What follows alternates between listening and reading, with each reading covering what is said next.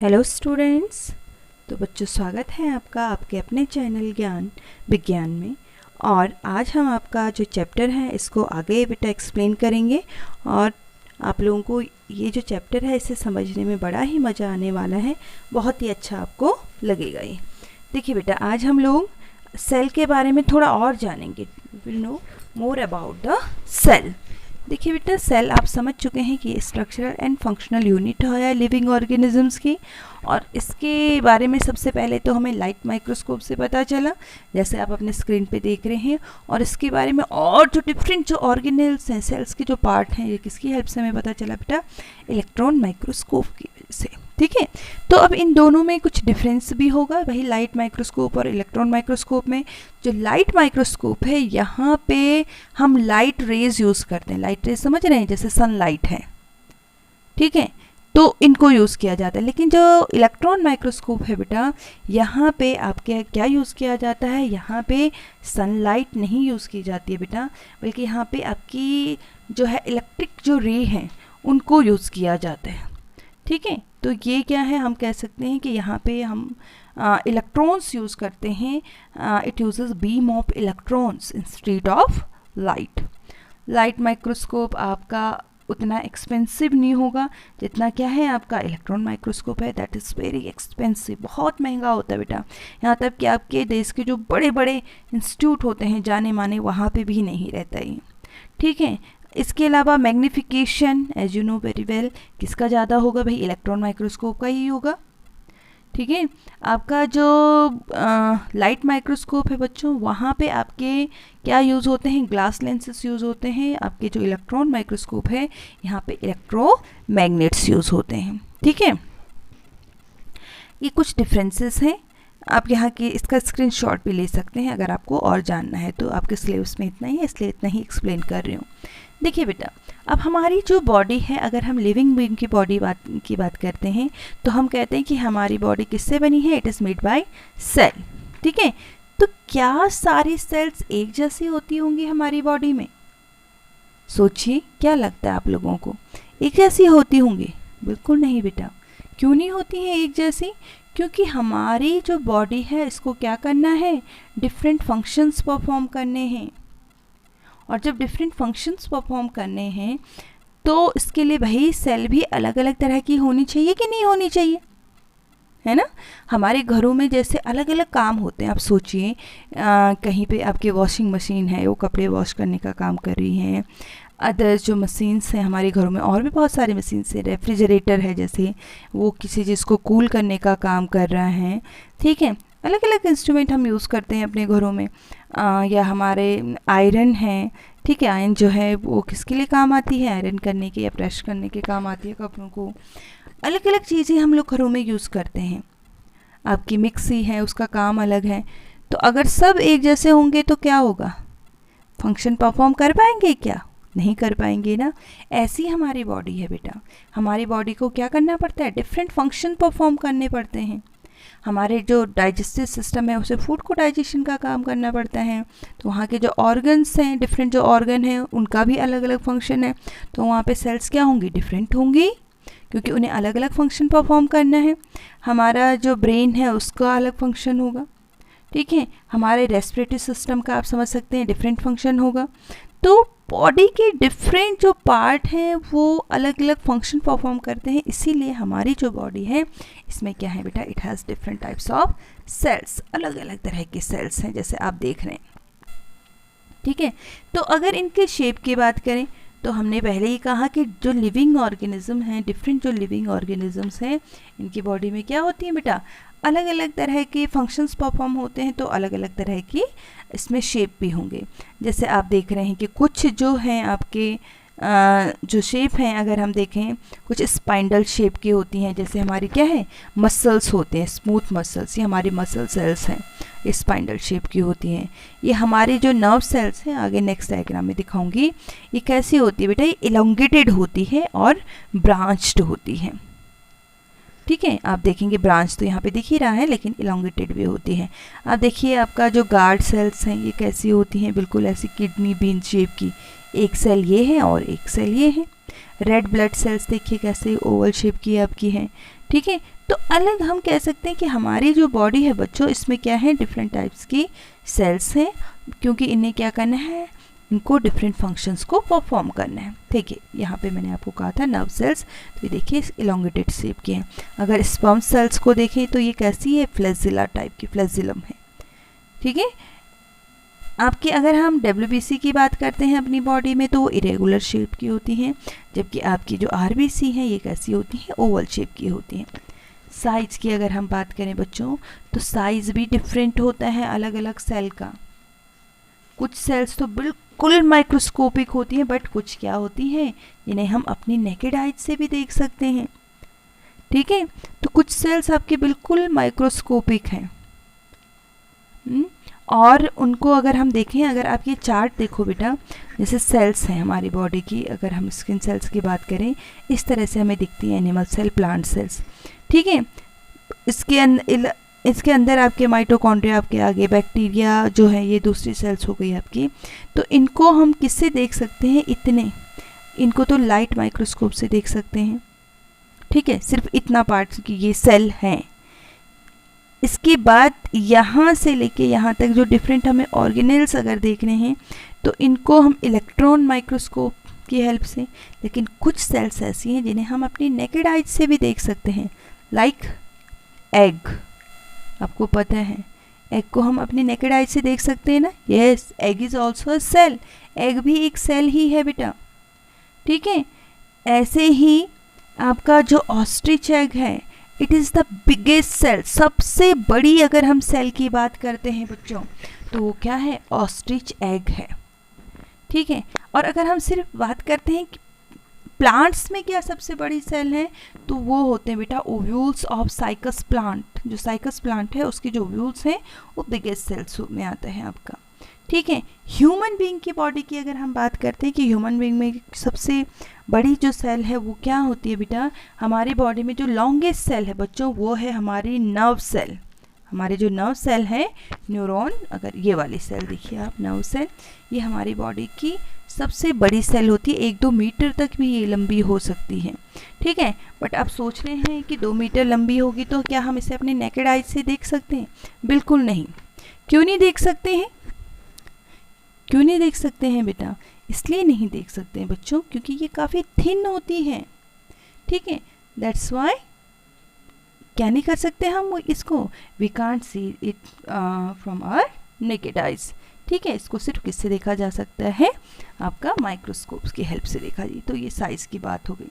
अब बात आती है सेल नंबर की, कि कितनी सेल्स हमारी बॉडी में होंगी, 1 सेल होगी, 2 सेल होंगी, 3 सेल होंगी।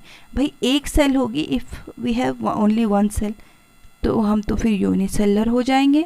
यूनिसेलर यानी कि एक ही सेल है तो सिंपल ऑर्गेनिज्म।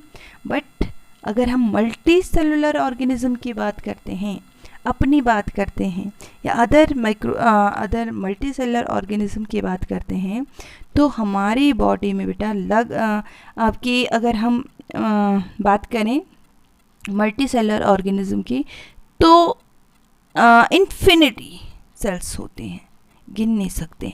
और अगर हम ह्यूमन बीइंग्स की बात करें कि लगभग कितनी सेल्स होंगी, तो नियर अबाउट हमारी बॉडी में होती हैं बेटा 100 ट्रिलियन सेल, ठीक है, या 10⁻14 आप कह सकते हैं, इतनी सेल्स होती हैं। 10 है ये, हाँ, 1 मिनट दोबारा लिख लेती हूँ मैं, ये 100 ट्रिलियन सेल्स हमारी बॉडी में होती हैं बच्चों, ह्यूमन बीइंग्स की बॉडी में लगभग, ठीक है। तो क्या कुछ ऑर्गेनिज्म ऐसे भी होंगे जिनमें सेल नंबर फिक्स्ड होंगे? अब जो 100 ट्रिलियन की मैं बात कर रही हूँ बेटा, ऐसा नहीं कि हम सबकी बॉडी में 100 ट्रिलियन होंगे, नहीं, ये एक एवरेज है। किसी में कम भी हो सकती हैं, किसी में ज़्यादा भी हो सकती हैं। अगर कोई ऑर्गेनिज्म, कोई इंसान लंबा है तो इसका मीनिंग ये थोड़ा ना है कि उसके सेल का साइज़ बड़ा बड़ा है, नहीं, बिल्कुल नहीं, उसके सेल का नंबर ज़्यादा है। समझ रहे हैं, उसकी सेल्स क्या है, नंबर में ज़्यादा हैं। कोई छोटा है तो इसका मीनिंग ये नहीं उसकी सेल्स बिल्कुल छोटी है, नहीं। हमारी जो लीवर की सेल का साइज़ है मान लो, जितना मेरी लीवर की सेल का साइज़ होगा उतने ही आपकी लीवर का भी होगा, या छोटे बच्चे की लीवर की सेल का साइज़ भी होगा। जितनी मेरी किडनी की सेल का साइज़ होगा उतना ही आपका भी होगा, उतना ही किसी और का भी होगा। ये सिर्फ और सिर्फ क्या होता है, नंबर। जो छोटा बच्चा होगा उसके में कम नंबर ऑफ सेल्स होंगे, जो बड़ा होगा उसमें ज़्यादा सेल्स होंगी, ठीक है। लेकिन क्या कोई ऐसा भी है जिसमें फिक्स नंबर की सेल्स होती हैं? हाँ बेटा, ये होते हैं आपके नेमेटोड्स। आप अपने स्क्रीन पे जो देख रहे हैं ये क्या है, दीज आर दी नेमेटोड्स। इनमें जो सेल नंबर है बेटा ये फिक्स्ड होता है, ठीक है। क्या होता है इनमें, फिक्स सेल नंबर होता है, यानी कि फिक्स सेल्स होती हैं, और इन्हें इस प्रोसेस को यूटेली कहा जाता है, ठीक है। अब देखिए सेल के स्ट्रक्चर की अगर हम बात करते हैं, after the discovery of electron microscope, आपको मैंने कहा था जब इलेक्ट्रॉन माइक्रोस्कोप की डिस्कवरी हुई तो उसके बाद बारे में हमें सेल के बारे में और जानने को मिला, और भी बहुत सारी चीज़ें हमने देखी कि सेल के अंदर बहुत सारे ऑर्गेनेल्स हैं। इनमें आप देखेंगे mitochondria, peroxisome and rough endoplasmic reticulum, ribosome, vacuole, centrosome, ठीक है, माइक्रोट्यूब्यूल्स, आपका chromatin, nucleolus, nucleus, smooth endoplasmic reticulum, Golgi apparatus, बहुत सारी चीज़ें हैं बेटा। और ये जो कुछ कॉमन जो ऑर्गेनेल्स हैं, जो ये पार्ट्स हैं ना, इन्हें हम क्या कहते हैं, these are called the organelles, ठीक है। इनको अब हम वन बाय वन इनकी स्टडी करेंगे। और सबसे पहले अगर आप सेल को देखो, ये सेल देखिए, तो सबसे बाहर क्या दिख रहा है आपको, there is a plasma membrane दिख रही है, सबसे आउटर लेयर एनिमल सेल में। आज हम इसी की स्टडी करने वाले हैं कि है क्या ये प्लाज्मा मेम्ब्रेन। अगर इसको इलेक्ट्रॉन माइक्रोस्कोप से देखें तो इस तरह से दिखती है आपकी प्लाज्मा मेम्ब्रेन, जबकि सिर्फ ये हमें ऐसे लेयर जैसी दिख रही थी, लेकिन इसको और स्टडी किया गया तो प्लाज्मा मेम्ब्रेन ऐसी दिखती है बेटा, ठीक है। इसमें आप देख रहे होंगे देयर आर 2 लेयर्स, 2 लेयर्स हैं इसमें, देख रहे हैं आप, एक लेयर ये है और एक ये है, ठीक है। ये जो लेयर्स हैं बेटा ये लिपिड्स की लेयर होती हैं, it is made bye lipid. और कुछ इसमें सेंटर में क्या प्रेजेंट होते हैं, प्रोटीन्स प्रेजेंट होते हैं। तो हमारी जो प्लाज्मा मेम्ब्रेन है आप देख सकते हैं ये बाई लेयर है, 2 लेयर है। किससे बनी है ये लेयर, आपकी लिपिड से बनी हुई है बच्चों, ठीक है। और इसके साथ साथ इसमें क्या प्रेजेंट है, आपके प्रोटीन प्रेजेंट है। इसको एक्सप्लेन करने के लिए आपके 2 साइंटिस्ट हुए, सिंगर एंड निकलसन। कौन से साइंटिस्ट आपके, सिंगर एंड निकलसन। इन्होंने 1972 में एक मॉडल दिया अपना, इस मॉडल का नाम रखा इन्होंने फ्लूइड मोज़ेक मॉडल। इनमें इन्होंने क्या बताया कि जो ये फॉस्फोलिपिड्स हैं, जितनी भी ये लेयर जो बनी हुई है ये किससे बनी है, इट इज़ मेड बाय किससे हम कहेंगे कि लिपिड्स एंड प्रोटीन्स, ठीक है। तो ये 2 साइंटिस्ट थे आपके फ्लूइड, और इसका जो नाम था फ्लूइड मोज़ेक मॉडल इन्होंने लिखा इसका नाम। तो इसमें इन्होंने क्या कहा एक्सप्लेन करते हुए कि ये एक ऐसी लेयर है, ठीक है, एक ऐसी लेयर है, a number of protein icebergs floating in the sea of lipids. अगर आप इसको देखो, इस लेयर को देखेंगे आप, तो आप देखेंगे ये क्या है, it is a sea of lipid, एक लिपिड का सी है ना, समुद्र जैसा है ना, लिपिड का बहुत सारे लिपिड्स हैं, और इसमें छोटे छोटे प्रोटीन आइसबर्ग फ्लोट कर रहे हैं। ये आप देखेंगे ये प्रोटीन आइसबर्ग्स फ्लोट कर रहे हैं, ठीक है, ये प्रोटीन आइसबर्ग्स फ्लोट कर रहे हैं। तो क्या कहा इन्होंने कि a number of protein icebergs floating in the sea of lipids, इतना ज़्यादा लिपिड्स है कि इसमें प्रोटीन आइसबर्ग्स फ्लोट कर रहे हैं। तो ये मॉडल इन्होंने दिया सिंगर एंड निकलसन ने। अब बात आती है भाई, ये जो ये प्लाज्मा मेम्ब्रेन है हमारे सेल के सबसे बाहर की जो ये लेयर है, इसका फंक्शन क्या है, क्या काम करती है हमारे लिए जो ये है बेटा। इसका काम सबसे पहला तो प्रोटेक्टिव है, प्रोटेक्शन करना, सेल के इनर जो मटेरियल है इनको प्रोटेक्ट करना। दूसरा है कि इसका जो फूड है उसे लेना और वेस्ट को एक्सक्रीट करना, और एक सेलेक्टिव परमेएबल मेम्ब्रेन के जैसे वर्क भी करती है, यानी कि सेलेक्टिव मटेरियल को अंदर लाना और उसको बाहर रिलीज करना, इस तरह से। अब ये मटेरियल अंदर जाते कैसे हैं बेटा, जैसे हमारी सेल्स के अंदर क्या पहुंचना हो, न्यूट्रिशन, ऑक्सीजन, नहीं, हम जब ब्रीथ करते हैं, सोचिए हम सांस ले रहे हैं, वी आर इनहेलिंग ऑक्सीजन, और ऑक्सीजन कहाँ जा रही है? लंग्स में। लंग्स से ब्लड इसको कहाँ ले जा रहा है? डिफरेंट सेल्स तक, क्योंकि तभी तो वहाँ पे रेस्पिरेशन होगी हर एक सेल में जब ऑक्सीजन पहुँचेगी। तो सेल के अंदर कैसे जाएगी? सेल के अंदर जाएगी यहाँ इस लिपिड से बेटा। ये जो बाइलेयर है प्लाज्मा मेम्ब्रेन में, ये जो प्लाज्मा मेम्ब्रेन से जाएगी। और किस प्रोसेस से जाती है बेटा? डिफ्यूज़न की प्रोसेस से।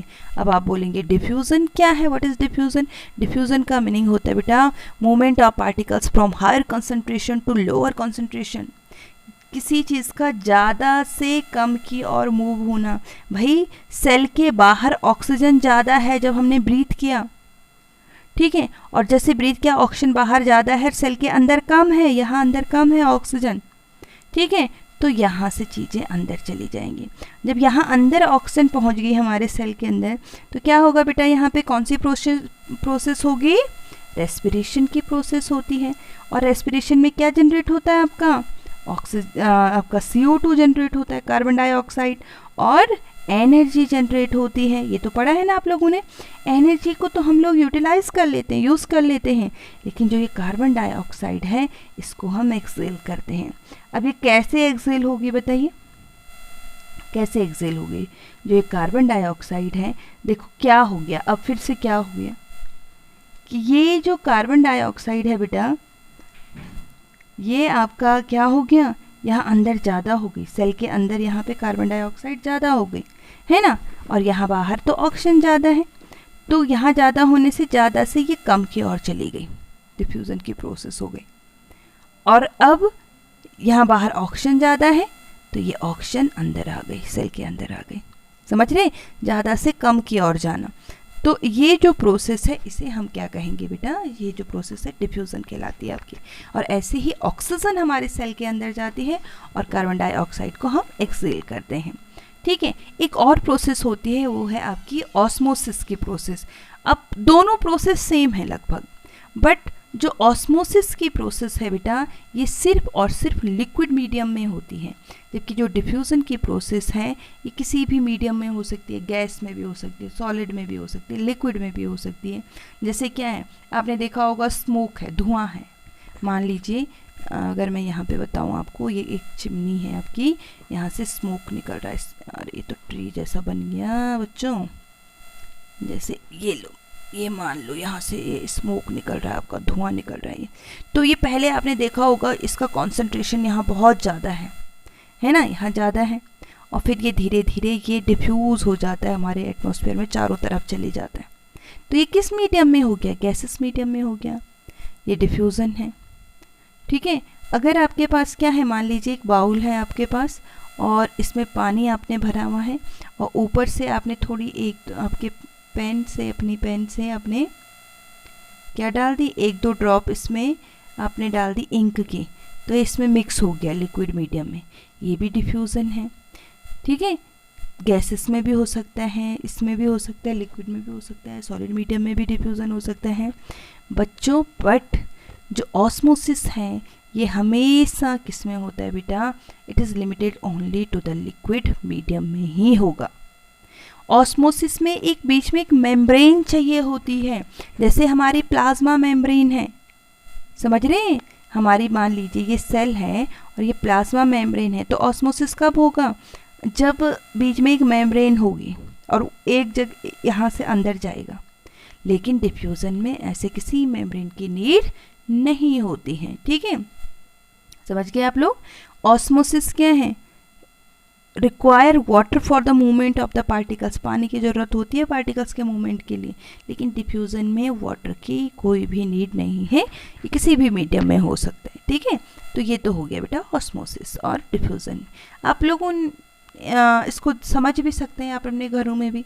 जैसे क्या है, किशमिश खाएं आप लोगों ने, रेजिन्स, किशमिश, या कभी भिगा के खाए हो? नहीं खाए तो बोलिएगा अपनी मम्मी को कि आज थोड़ा किशमिश भिगा के रख दें।